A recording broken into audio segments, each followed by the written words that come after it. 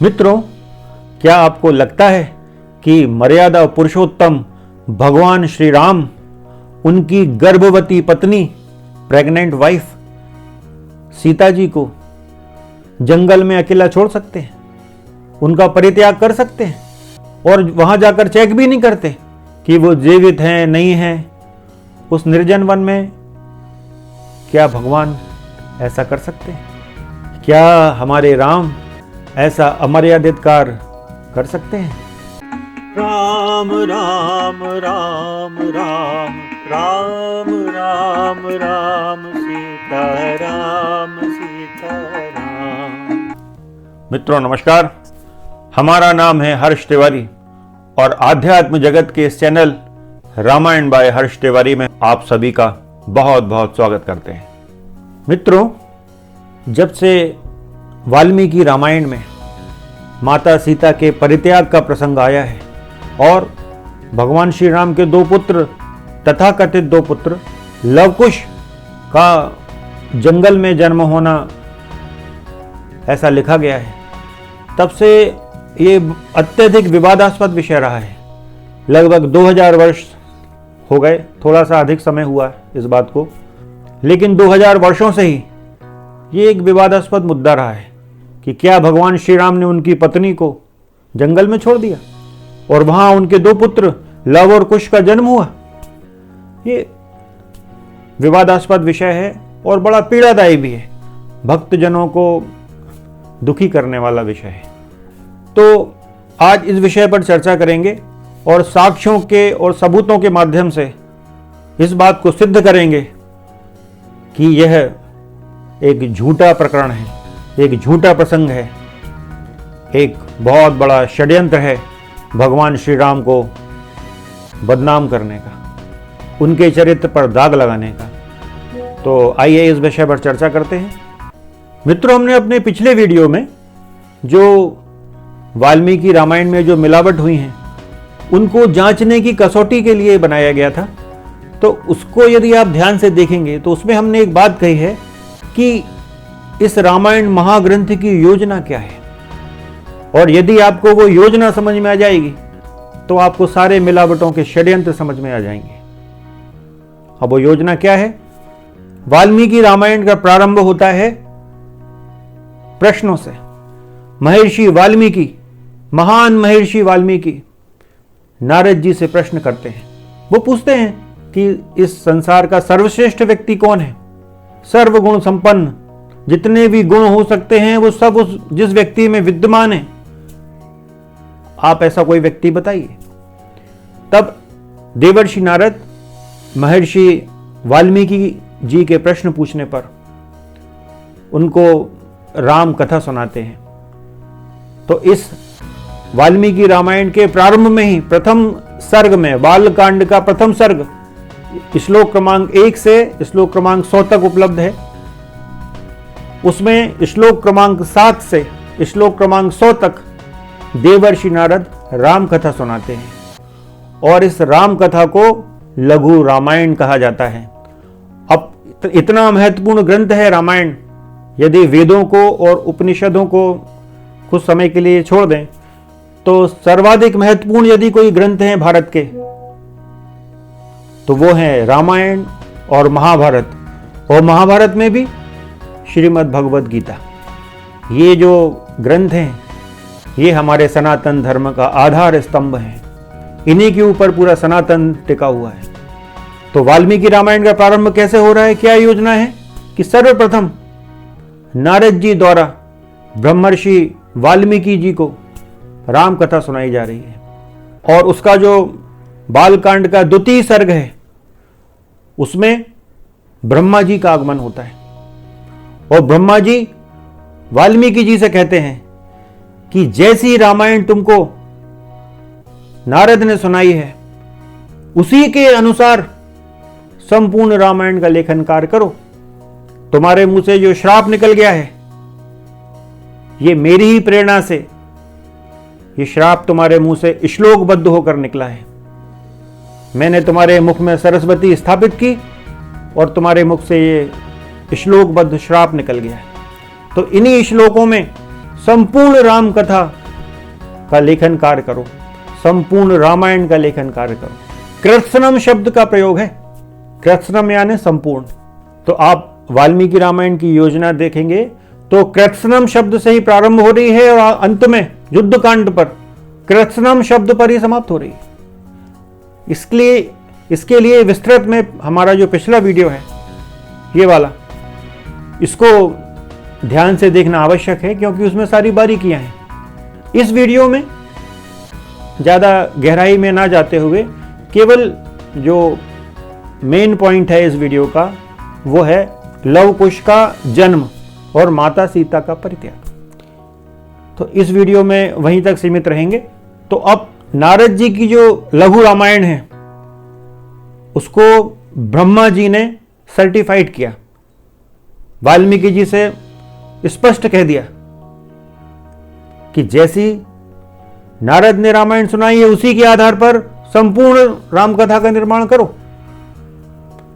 तो अब वाल्मीकि जी तो बाध्य हो गए ना कि जैसी नारद ने सुनाई है उसी के आधार पर पूरी रामकथा का निर्माण करना है। तो मित्रों, बाल कांड का जो प्रथम सर्ग है, श्लोक क्रमांक 1 से श्लोक क्रमांक 100, इसमें वाल्मीकि जी के प्रश्न भी हैं और नारद जी द्वारा सुनाई गई संपूर्ण राम कथा है। उस लघु रामायण में कहीं भी ना तो सीता परित्याग का कोई संकेत है, ना लवकुश के जन्म की कोई बात है। छोटा सा संकेत मात्र भी नहीं है, कोई इशारा नहीं है कि भगवान श्री राम ने उनकी गर्भवती पत्नी को जंगल में छोड़ दिया और वहां उनके 2 बच्चे हुए। चलिए मान लीजिए कि नारद जी भूल गए होंगे, इतनी सारी कथा सुनाई उनने, हो सकता भूल गए हों। लेकिन जब द्वितीय सर्ग में, इसी बालकांड के द्वितीय सर्ग में जब ब्रह्मा जी आते हैं और वो कहते हैं कि जैसी रामायण तुम्हें नारद ने सुनाई है उसी के अनुसार लिखो। यदि सीता का परित्याग हुआ होता और लवकुश का जन्म जंगल में हुआ होता, वाल्मीकि जी के आश्रम में, तो वो कहते नहीं ब्रह्मा जी कि नारद ने तुमको जो रामकथा सुनाई है वो अधूरी है, झूठ बोला उसने, छुपा गया वो बात। असली कथा तो यह है कि श्री राम ने उनकी गर्भवती पत्नी को जंगल में छोड़वा दिया है, वहां उनके 2 बच्चे हुए हैं, लव और कुश। तो क्या ऐसा हुआ? ऐसा तो बिल्कुल नहीं हुआ। ब्रह्मा जी क्या कह रहे हैं कि जैसी रामायण तुम्हें नारद ने सुनाई है उसी के अनुसार लिखना, उसी के अनुसार लेखन कार्य करो। इसका क्या मतलब है? इसका यह मतलब है कि सीता का तो परित्याग हुआ ही नहीं है, भगवान ने कभी सीता को त्यागा ही नहीं है। और जब सीता को त्यागा ही नहीं है तो लवकुश के वो जंगल में पैदा होने का तो कोई प्रश्न ही नहीं उठता। तो ये तो कोरा झूठ है। ब्रह्मा जी का जो आदेश है महर्षि वाल्मीकि को, आपको इस श्लोक के माध्यम से उसको देखना चाहिए। यह बाल कांड के द्वितीय सर्ग का 32वां श्लोक है और 33वें का अर्धभाग है। रामस्य चरितम कृत्स्नम कुरु त्वम ऋषि सत्तम धर्मात्मनो भगवतो लोके रामस्य धीमतः वृत्तम कथय धीरस्य यथा ते नारदाच्छ्रुतम वृत्तम कथय धीरस्य यथा ते नारदाच्छ्रुतम। मुनि श्रेष्ठ, तुम श्री राम के संपूर्ण चरित्र का वर्णन करो। परम बुद्धिमान भगवान श्री राम संसार में सबसे बड़े धर्मात्मा और धीर पुरुष हैं। तुमने नारद जी के मुंह से जैसा सुना है उसी के अनुसार उनके चरित्र का चित्रण करो। बालकांड के ही द्वितीय सर्ग का जो 33वां श्लोक है उसका अर्धभाग जो कहता है, रहस्यम च प्रकाशम च यद वृत्तम तस्य धीमतः रामस्य सह सौमित्रे राक्षसानाम च सर्वशः। इसके आगे जो 34वां भी श्लोक है वो भी इसी प्रकार है। इन दोनों श्लोकों का अर्थ यह है कि ब्रह्मा जी वाल्मीकि जी से कह रहे हैं कि बुद्धिमान श्री राम का जो गुप्त या प्रकट वृत्तांत है तथा लक्ष्मण, सीता और राक्षसों के भी जो संपूर्ण गुप्त या प्रकट चरित्र है, वे सब अज्ञात होने पर भी तुम्हें ज्ञात हो जाएंगे। इसका सामान्य शब्दों में अर्थ यह है कि ब्रह्मा जी ने वाल्मीकि जी को दिव्य दृष्टि का वरदान दिया है कि भगवान राम का, सीता जी का और भी जो अन्य पात्र हैं, उनका जो भी गुप्त चरित्र हो या प्रकट, वो सब आपको ज्ञात हो जाएगा।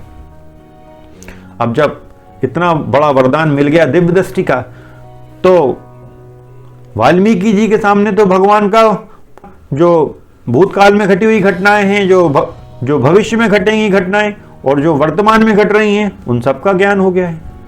फिर कैसे कोई घटना उनके लेखन से चूक सकती है? वो कैसे युद्धकांड पे समाप्त कर सकते हैं? यदि उत्तरकांड वाली घटनाएं घटी होती, सीता परित्याग और लवकुश का जन्म, तो फिर वो युद्धकांड पे क्यों अपनी रामायण को समाप्त करते? क्यों वहां फलश्रुति लिखते, आगे कथा लिखते कि सीता का परित्याग हुआ, लवकुश का जन्म हुआ?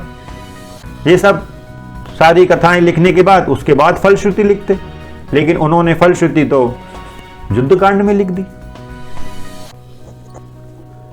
एक झूठ और बोला जाता है कि वाल्मीकि रामायण में 24,000 श्लोक हैं, तो इसके लिए बालकांड के द्वितीय सर्ग का श्लोक क्रमांक 42 बड़ा महत्वपूर्ण हो जाता है। वह श्लोक है, उदार वृत्तार्थ पदैर मनोरमय इस्तदास्य रामस्य चकार कीर्तिमान समाक्षरैः श्लोक सतैर यशस्विनो यशस्करम काव्य मुदार दर्शनः। इसका अर्थ है, यह सोचकर उदार दृष्टि वाले उन यशस्वी महर्षि ने भगवान श्री रामचंद्र जी के चरित्र को लेकर सैकड़ों श्लोकों से युक्त महाकाव्य की रचना की, जो उनके यश को बढ़ाने वाला है। इसमें श्री राम के उदार चरित्रों का प्रतिपादन करने वाले मनोहर पदों का प्रयोग किया गया है। इस श्लोक में शतः शब्द का प्रयोग है।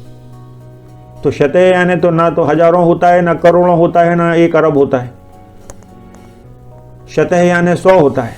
तो वाल्मीकि जी स्वयं इस श्लोक में कह रहे हैं, बालकांड के द्वितीय सर्ग के 42वें श्लोक में, कि सैकड़ों श्लोकों में इस रामायण काव्य की रचना कर रहे हैं, वो स्वयं लिख रहे हैं।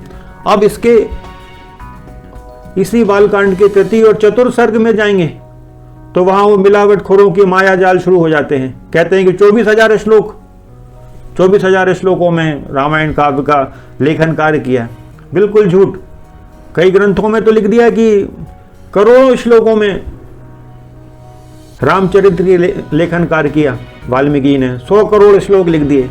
ये सब झूठ है, लोगों को उल्लू बनाने के काम है और कुछ नहीं है। वाल्मीकि जी स्वयं लिख रहे हैं कि सैकड़ों श्लोकों में रामचरित्र का लेखन किया।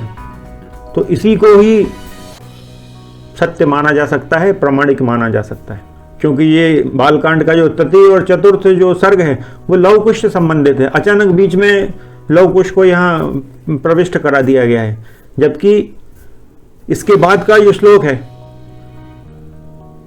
बालकांड के द्वितीय सर्ग का 43वां श्लोक, वो भी बड़ा महत्वपूर्ण है। उसको सुनिए। इस श्लोक का जो अर्ध भाग है वो ज्यादा महत्वपूर्ण है, उसी को हम बोल रहे हैं। रघुवर चरितम मुनि प्रणीतम दश शिर शस्य वधम निशाम यध्वम, जिसका अर्थ यह है कि भावुक जनों, इस प्रकार शास्त्रीय पद्धति के अनुकूल बने हुए इस रघुवर चरित्र और रावण वध के प्रसंग को ध्यान देकर सुनो। कितना स्पष्ट लिख रहे हैं वाल्मीकि जी। वो इस पूरे रामायण ग्रंथ का लेखन का उद्देश्य बता रहे हैं कि उद्देश्य क्या है कि हे भावुक जनों, इस प्रकार शास्त्रीय पद्धति के अनुकूल बने हुए इस रघुवर चरित्र और रावण वध के प्रसंग को ध्यान देकर सुनो। रावण वध के प्रसंग की बात हो रही है, क्योंकि भगवान राम के जन्म का उद्देश्य ही रावण वध है। तो रामायण के लेखन का उद्देश्य भी वही हो। बीच बीच में भगवान ने जो अपनी लीलाएं दिखाई हैं, अपने आदर्श चरित्र का प्रदर्शन किया है मानव जाति के कल्याण हेतु, बीच बीच में उनका वर्णन है। लेकिन मुख्य जो इस रामायण ग्रंथ की विषय वस्तु है वो रावण वध ही है। तो इस दृष्टि से ये श्लोक बड़ा महत्वपूर्ण हो जाता है। 43वें श्लोक का ये अर्धभाग, इससे बिल्कुल स्पष्ट हो जाता है कि 24,000 श्लोकों में वाल्मीकि रामायण के होने का अथवा 100 करोड़ श्लोकों में वाल्मीकि रामायण के होने का ये सब झूठ है, असत्य है, भ्रामक तथ्य है। तथ्य तो है नहीं, भ्रामक बात है। नारद जी की जो लघु रामायण है जो वाल्मीकि जी को सुनाई है, उसको आप इन चित्रों के माध्यम से देख सकते हैं। श्लोक क्रमांक 1 से श्लोक क्रमांक 100 तक ये आप चित्र के माध्यम से देखिए। अब बार बार यही बात आ रही है, ब्रह्मा जी ने नारद जी द्वारा जो लघु रामायण कही गई है उसी को प्रमाणित किया कि वही सच्ची रामायण है। तो अब ब्रह्मा जी के वाक्य की, ब्रह्मा जी के कथन की, ब्रह्मा जी जो भी बात कह रहे हैं उसकी गंभीरता क्या है, उसका क्या महत्व है। यदि ब्रह्मा जी कोई बात कह रहे हैं तो उसका मतलब क्या है, उस बात का हमारे सनातन धर्म में महत्व क्या है। तो इस महत्व को देखने के लिए कुछ कथाओं का हमको सहारा लेना होगा कि हमारे सनातन धर्म में ब्रह्मा जी को इस सृष्टि का निर्माता माना जाता है।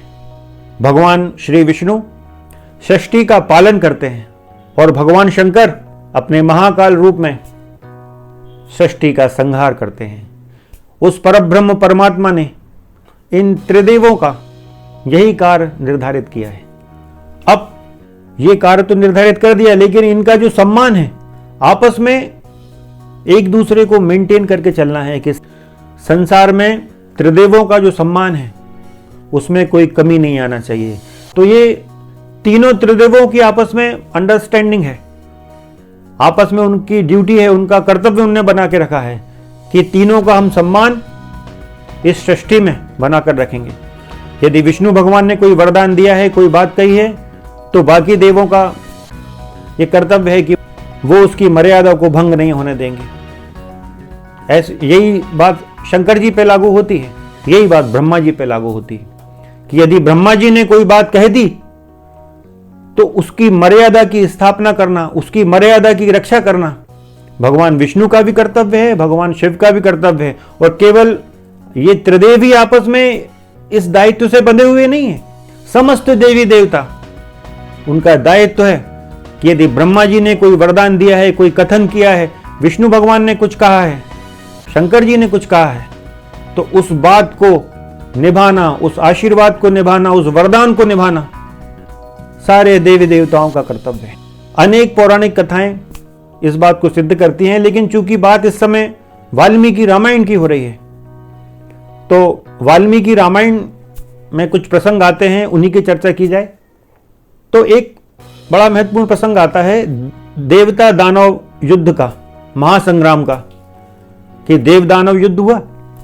उसमें एक समय क्या होता है कि दानवों की पराजय होने लगती है, रावण जो है वो पराजित होने लगता है, देवता लोग विजयी होने लगते हैं। तब ऐसी स्थिति में मेघनाद देखता है देवताओं की जीत होने वाली है और दानव और राक्षस पराजय के मुंह के बिल्कुल पास आके खड़े हो गए हैं। तो वो अपनी माया के द्वारा, छद्म युद्ध विद्या के द्वारा वो इंद्र को बंदी बना लेता है। और इंद्र को जब बंदी बना लेता है तो देवताओं की पराजय हो जाती है अकस्मात और राक्षसों की विजय हो जाती है। इस कारण मेघनाद को इंद्रजीत भी कहा जाता है, इसी घटना के कारण। और वो इंद्र को कैद करके लंका ले जाता है। फिर जब बाद में ब्रह्मा जी आते हैं तो ब्रह्मा जी मेघनाद से कहते हैं कि भाई तुमने इंद्र को कैद में रख लिया है तो इससे प्रकृति की व्यवस्था भंग हो रही है, तो इंद्र को कैद से छोड़ो। तो इंद्र को कैद से छोड़ने के लिए मेघनाद बात तो मान जाता है, लेकिन वो कुछ वरदान मांगता है। तो ब्रह्मा जी सहर्ष उसको वरदान देते हैं। तो उन वरदानों में मेघनाद जो है ब्रह्मास्त्र की विद्या, ब्रह्मास्त्र की दीक्षा ग्रहण करता है और भी एक दो कुछ वरदान वो ब्रह्मा जी से लेता है, ब्रह्म शक्ति को प्राप्त करता है। ब्रह्मा जी की बात मान के इंद्र को छोड़ देता है। अब दूसरा एक उदाहरण आता है रामायण में ही कि रावण जो है वो एक अप्सरा के साथ दुष्कर्म कर देता है। रावण जो है परम दुष्कर्मी व्यक्ति है। वो दुष्कर्म शब्द का जो अर्थ है सामान्य भाषा में, उन्हीं अर्थों में यहां इस शब्द को प्रयोग कर रहे हैं कि रावण एक दुष्कर्मी व्यक्ति है, एक अप्सरा के साथ दुष्कर्म कर देता है। वो अप्सरा जो है वो जाकर ब्रह्मा जी से शिकायत करती है। तो ब्रह्मा जी फिर रावण को श्राप देते हैं कि यदि आज के बाद तूने किसी भी स्त्री को जबरदस्ती हाथ लगाया, जबरदस्ती उसके साथ दुराचार अनाचार करने का प्रयास किया, तो तेरे सिर के अनेक टुकड़े हो जाएंगे, तेरी मृत्यु हो जाएगी। इसी कारण, इसी श्राप के डर के कारण रावण जो है सीता जी के साथ इस टाइप का कोई भी व्यवहार करने की बात नहीं सोचता था, घबराता था।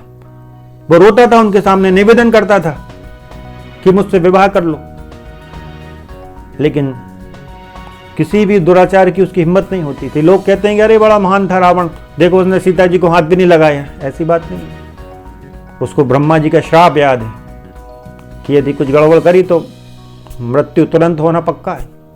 तो रावण ने भी ब्रह्मा जी के श्राप का सम्मान किया। सम्मान तो करना ही था, नहीं तो मृत्यु का भय था। एक अगली कथा वाल्मीकि रामायण में, अन्य रामायण में भी है, सुंदरकांड में प्राप्त होती है कि जब हनुमान जी लंका जाते हैं, माता सीता का दर्शन करते हैं और दर्शन करने के बाद वो अपना युद्ध प्रारंभ कर देते हैं। रावण के बड़े बड़े योद्धाओं को मार गिराते हैं, यहां तक कि रावण के खतरनाक बलशाली पुत्र अक्षय कुमार का भी वध कर देते हैं। बहुत भयानक युद्ध होता है और उसको मार देते हैं। और भी जो रावण के मुख्य मुख्य सेना नायक हैं, योद्धा हैं, उन सबको मृत्यु के मुंह में सुला देते हैं हनुमान जी। तो लंका में हाहाकार मच जाता है। हनुमान जी लंका अस्त व्यस्त कर देते हैं, त्रस्त कर देते हैं। तो बड़ा अपमानजनक है रावण के लिए। तो ऐसी स्थिति में फिर रावण मेघनाद को भेजता है, इंद्रजीत को। इंद्रजीत जब युद्ध करने के लिए आता है हनुमान जी से, तो दोनों के बीच में भीषण युद्ध होता है। लेकिन मेघनाद समझ जाता है कि इस व्यक्ति को, ये वानर को जीतना संभव नहीं है, आज मेरी पराजय पहली बार निश्चित है। तब अपनी बेइज्जती के भय से ब्रह्मास्त्र का संधान करता है। ब्रह्मास्त्र से अभिमंत्रित बाण को हनुमान जी के ऊपर छोड़ देता है। हनुमान जी देखते हैं कि इसने ब्रह्मास्त्र का प्रयोग कर दिया है। हनुमान जी किसी भी अस्त्र शस्त्र से ना बांधे जा सकते हैं, ना मारे जा सकते हैं। उनको वरदान है देवताओं का। ब्रह्मा जी का भी स्वयं वरदान है कि ब्रह्मास्त्र तुम्हारा कुछ नहीं बिगाड़ सकता है। लेकिन फिर भी हनुमान जी उस ब्रह्मास्त्र के सम्मान में बंध जाते हैं और मेघनाद उनको घसीटते हुए रावण के पास ले जाता है। अब एक कथा आती है युद्ध कांड में कि बहुत भीषण युद्ध चल रहा है, दोनों तरफ के सैनिक मारे जा रहे हैं, मार काट मची हुई है। राक्षस लोग वानरों पे आक्रमण कर रहे हैं, वानर लोग राक्षसों पे आक्रमण कर रहे हैं। भयानक युद्ध छिड़ा हुआ है। लेकिन वानरों का पलड़ा भारी हो जाता है, राक्षसों की हार दिखने लगती है रावण को। तो रावण बड़ा चिंतित हो जाता है कि अब पराजय होगी क्या। तो इंद्रजीत खड़ा होता है। मेघनाद कहता है कि पिताजी, मेघनाद के होते हुए आप क्यों टेंशन लेते हो?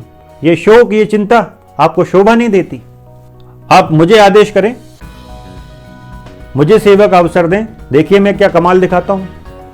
और उस दिन मेघनाद युद्ध के लिए जाता है तो वो क्या करता है कि अपने सारे अस्त्र शस्त्रों को, अपने धनुष को, वाणों को, अपने रथ को भी ब्रह्मास्त्र से अभिमंत्रित करता है और बहुत भयानक युद्ध करता है।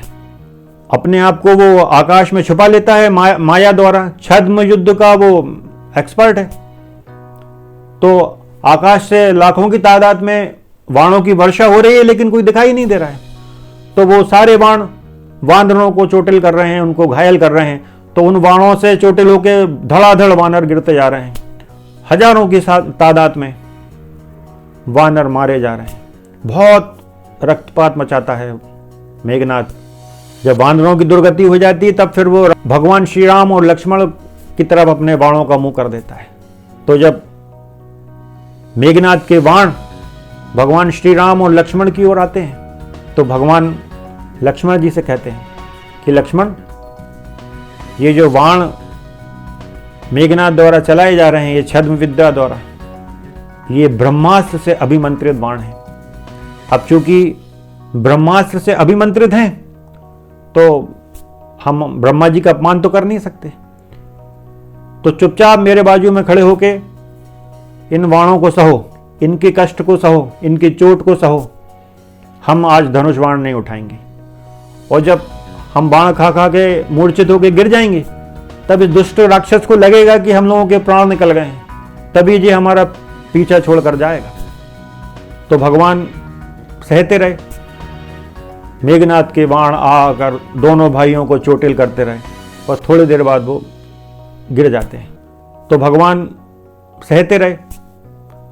मेघनाद के बाण आकर दोनों भाइयों को चोटिल करते रहे और थोड़ी देर बाद वो गिर जाते हैं। लेकिन भगवान ब्रह्मास्त्र का अपमान नहीं करते, उसकी चोट खाना सहन करते हैं दोनों भाई, लेकिन वो ब्रह्मास्त्र का पूरा सम्मान करते हैं। तो आपने देखा कि कितना सम्मान है ब्रह्मा जी का। यहां ब्रह्मास्त्र का सम्मान नहीं, किसी अस्त्र का सम्मान नहीं, उस शक्ति का सम्मान हो रहा है जो ब्रह्मा जी हैं।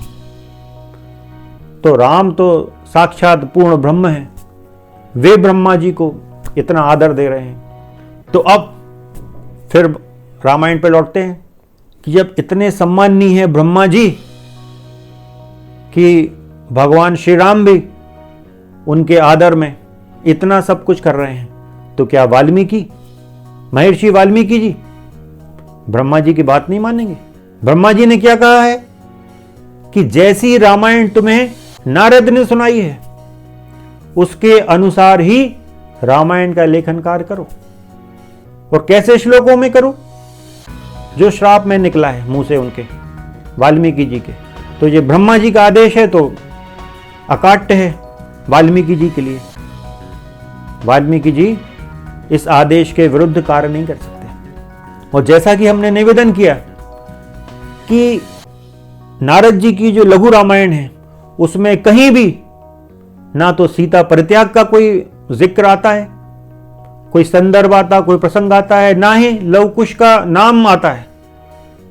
लव कुश के जन्म की तो बात छोड़ो, नाम भी नहीं है।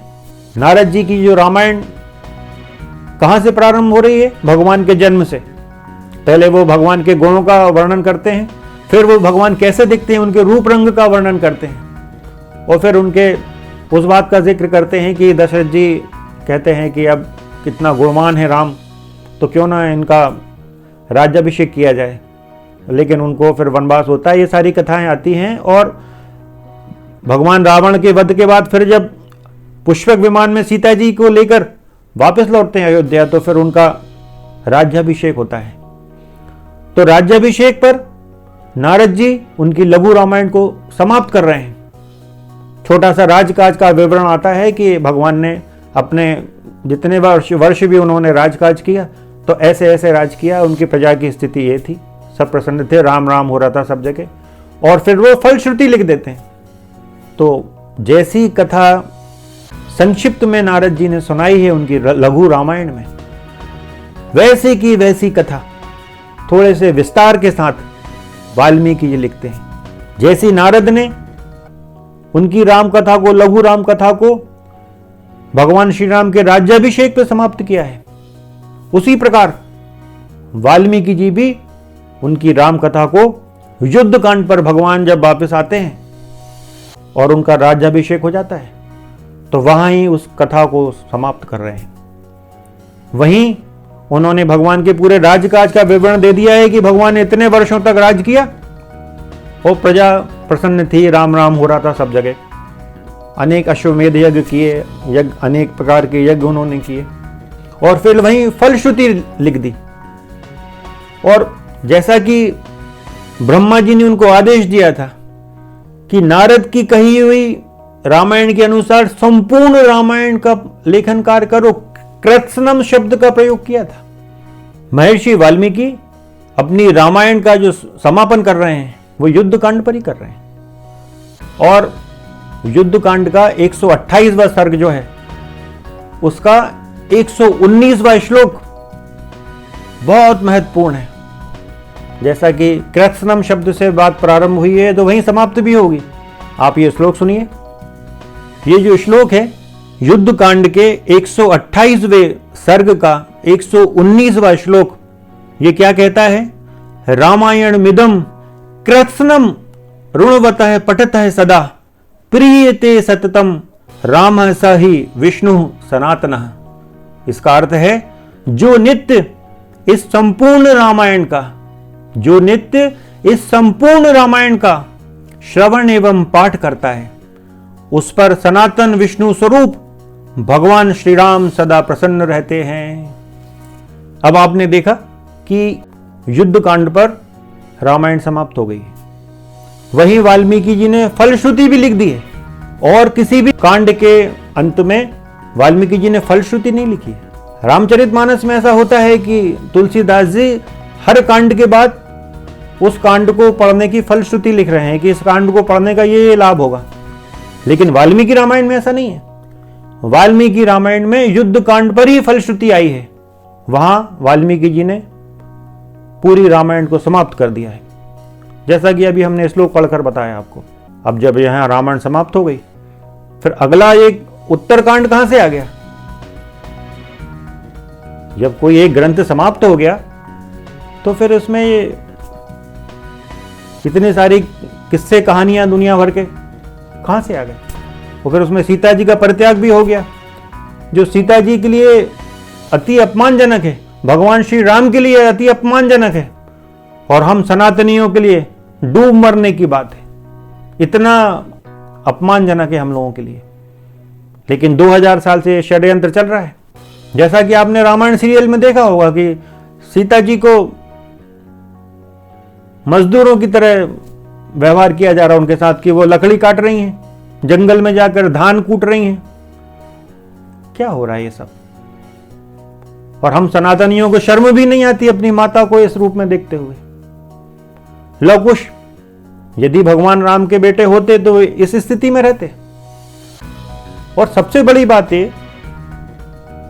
कि भगवान ने उनका परित्याग कर दिया तो जाकर चेक भी नहीं करवाया किसी से, खुद भी नहीं गए, ना किसी को भेजा कि देख लो भैया क्या हो रहा है, वहां जा चेक तो करो कि वो जीवित है नहीं है, क्या हुआ उनके साथ, कुछ नहीं। जैसा कि अभी पूरा वृतांत हमने सुनाया, और महर्षि वाल्मीकि जी ने जो अपनी वाल्मीकि रामायण लिखी, उन्होंने पूरी रामायण में यह सिद्ध करने का प्रयास किया है कि भगवान श्री राम मर्यादा पुरुषोत्तम है। यदि कुछ मिलावटों को छोड़ दिया जाए तो पूरी रामायण में शुरू से आखिरी तक उन्होंने यही बात सिद्ध करने का प्रयास किया है कि भगवान मर्यादा पुरुषोत्तम है। लेकिन आज जो वर्तमान में वाल्मीकि रामायण उपलब्ध है वो तो इस बात के बिल्कुल विपरीत है। जैसा कि हमने निवेदन किया है कि प्रारंभ हो रहा है वाल्मीकि रामायण का नारद जी की लघु रामायण से, जिसमें नारद जी भगवान की संपूर्ण गाथा सुना रहे हैं, लेकिन उस गाथा में कहीं भी ना तो सीता परित्याग की बात कही है और ना ही लवकुश के जन्म की कोई बात है कि भगवान के कोई बच्चे हुए, ऐसा कोई वृतांत उसमें नहीं है। तो अब इस बात का क्या अर्थ लगाया जाए? इसके दो अर्थ हो सकते हैं कि या तो ये घटना घटी नहीं, कभी भगवान ने सीता जी का परित्याग किया नहीं, लवकुश का जन्म हुआ नहीं, और या फिर नारद जी ने झूठ बोला या बात छुपा दी या उनको पता नहीं था। नारद जी त्रिकालदर्शी कहे जाते हैं, तो क्या उनको पता नहीं होगा कि भविष्य में ये सब घटनाएं घटने वाली हैं कि भगवान सीता जी का परित्याग कर देंगे और जंगल में लवकुश का जन्म होगा? या फिर उन्होंने जानबूझ के छुपा दी ये बात और वाल्मीकि जी को पूरा सच नहीं बताया? दोनों बातों में से कोई एक ही बात हो सकती है। अब फिर आगे जब द्वितीय सर्ग में ब्रह्मा जी आते हैं और वे वाल्मीकि जी को आदेश देते हैं कि जैसी कथा नारद जी ने सुनाई है उसी के आधार पर लिखो, तो क्या ब्रह्मा जी को भी ज्ञात नहीं है कि भविष्य में क्या घटनाएं घटने वाली हैं? ब्रह्मा जी तो भविष्य, भूत, वर्तमान तीनों कालों के ज्ञाता हैं। वो तो सृष्टि के उत्पन्न करता है, रचना करता है। तो क्या उन्हीं को ज्ञात नहीं होगा कि भविष्य में क्या घटनाएं घटने वाली हैं? भगवान श्री राम अपनी पत्नी को जंगल में छोड़ देंगे और देखेंगे भी नहीं जाके कि क्या हुआ उनका, वो जीवित है भी कि या नहीं, इतने भयानक जंगल में क्या हुआ उनका, और वहां लवकुश का जन्म हुआ। क्या ये ब्रह्मा जी को ज्ञात नहीं था? यदि नारद जी से बात छूट गई थी तो ब्रह्मा जी बता देते कि नहीं नहीं नहीं, गलत बताया उसने, सही बात तो कुछ और है। तो दो ही बातें हो सकती हैं कि या तो ब्रह्मा जी को ही नहीं पता है कि भविष्य में क्या घटना घटने वाली है, क्योंकि उनको कोई नॉलेज नहीं है भविष्य में होने वाली घटनाओं का। अज्ञानी है ब्रह्मा जी, नारद जी भी अज्ञानी है, ब्रह्मा जी भी अज्ञानी है। इसका तो यही अर्थ हुआ। या फिर दोनों ने मिलकर झूठ बोला, पिता पुत्र ने वाल्मीकि जी से। तो आपको या तो ये मानना पड़ेगा कि सीता का कोई परित्याग हुआ ही नहीं है, माता सीता का। लवकुश काल्पनिक कल्पना मात्र है, कोरी कल्पना मात्र है। या फिर ये मानना पड़ेगा कि ये मिलावटें बहुत बड़े स्तर पर हुई हैं। आपको इस बात के अलावा क्या मानोगे? या फिर यही मानना पड़ेगा कि ब्रह्मा जी और नारद जी दोनों अज्ञानी हैं, दोनों को भविष्य की बातों का ज्ञान नहीं है। अब ये दोनों बातें तो एक साथ नहीं हो सकती ना, कि ब्रह्मा जी बोले कि जो नारद ने जैसी कथा सुनाई है वैसी लिखो, उसमें सीता परित्याग का और लवकुश का संकेत मात्र भी नहीं है। अब ब्रह्मा जी भी अज्ञानी नहीं है, नारद जी भी अज्ञानी नहीं है। तो सीधा सीधा अर्थ है कि इस रामायण में बहुत बड़े पैमाने पर मिलावट हुई है। ये सब मिलावटें कहां से आई हैं, इसका ज्ञान हमको हो गया है। हम भविष्य के वीडियोस में उस रहस्य का उद्घाटन करेंगे कि ऐसा कौन सा षड्यंत्रकारी ग्रंथ है जिसके कारण ये सारी मिलावटें हमारे पवित्र रामायण ग्रंथ में कर दी गई हैं। उस राम नाम की गंगा को मैला करने का प्रयास किया गया है। और ये जो मिलावट है, इससे कन्फ्यूजन तो पैदा हुआ है। राम का नाम जैसा था वैसा ही है, उसकी महिमा कम नहीं हुई है। लेकिन हाँ, इन मिलावटों से कन्फ्यूजन तो पैदा हो गया है। जैसे ही राम कथा की बात आती है तो लोगों के मन में वो सीता परित्याग का एकदम भयानक दृश्य सामने तैरने लगता है। तो मित्रों, ये जो भयंकर मिलावट हुई है, इसका विरोध करने की आवश्यकता है। तो आइए सब मिलकर इस भयानक मिलावट का, इस कष्टदायी मिलावट का विरोध करें। जो सोने के सिंहासन पर बैठे बैठे सो रहे हैं, उनको जगाया जाए कि इन मिलावटों को हमारे इस पवित्र ग्रंथ रामायण से हटाया जाए। रामायण पे जो कलंक लगा हुआ है, ये सीता परित्याग का, शंभु वध का, इसको रामायण से हटाया जाए। भगवान की मांस मंदिर इत्यादि भक्षण करने का इस कलंक को रामायण से हटाया जाए। अब इस पूरे प्रकरण का निष्कर्ष देखते हैं, कंक्लूजन देखते हैं कि कंक्लूजन क्या निकला। आपको स्पष्ट हो गया होगा रामायण के इन श्लोकों के माध्यम से, लघु रामायण जो नारद जी की है उसके माध्यम से, और ब्रह्मा जी ने जो प्रमाण पत्र दिया है नारद जी की लघु रामायण को, उसके माध्यम से, कि सीता परित्याग और लवकुश एक बहुत बड़ा षड्यंत्र है। लवकुश काल्पनिक पात्र है, इनको भगवान को अपमानित करने के लिए ये सब प्रसंग रामायण में जोड़े गए हैं। हाँ, यदि कोई ये कहता है कि लवकुश का जन्म हुआ है लेकिन महल में ही हुआ, तो कोई कथा ला के दे, क्योंकि ऐसी कोई कथा उपलब्ध नहीं होती। तो ये बहुत बड़ा षड्यंत्र है और अब सनातन को जाग जाना चाहिए। इन षड्यंत्रों को रामायण से हटवाना चाहिए, इसका पुरजोर विरोध करना चाहिए। आज हम इसी विषय को आपके समक्ष लेकर आए थे कि भगवान ने कभी उनकी पत्नी को नहीं त्यागा, वो त्याग ही नहीं सकते, क्योंकि सीता कोई सामान्य स्त्री नहीं है। वो आदि शक्ति हैं, वो जगदम्बा हैं, वो नारायणी हैं, वो दुर्गा हैं। उनको त्याग नहीं सकते भगवान, क्योंकि वे लक्ष्मी नहीं हैं, वो लक्ष्मी से भी ऊपर की श्रेणी में आती हैं। वो श्री हैं, लक्ष्मी तो बाद में आई हैं, समुद्र से उत्पन्न हुई हैं। उसके पहले क्या भगवान विष्णु शक्तिहीन थे? भगवान विष्णु की जो प्राचीन शक्ति है वो श्री है, दूसरी शक्ति है लक्ष्मी। तो सीता और राधा जी जो हैं वही श्री हैं, वही पूर्ण ब्रह्म का प्रतीक है। तो इसलिए ये मजाक बहुत हो गया, अब इसका विरोध करना चाहिए और इसको, उत्तरकांड को, इस परम पवित्र वाल्मीकि रामायण से हटाया जाना चाहिए। इसमें और भी बहुत सारी मिलावटें हैं जो हम समय समय पर आपको बताएंगे। उन सारी मिलावटों को हटवाकर फिर से इस रामायण को निर्मल गंगा की तरह पावन कराना है। इसी निवेदन के साथ जय सिया राम, जय जय श्री सीताराम। राम राम राम राम राम राम राम सीता राम सीता।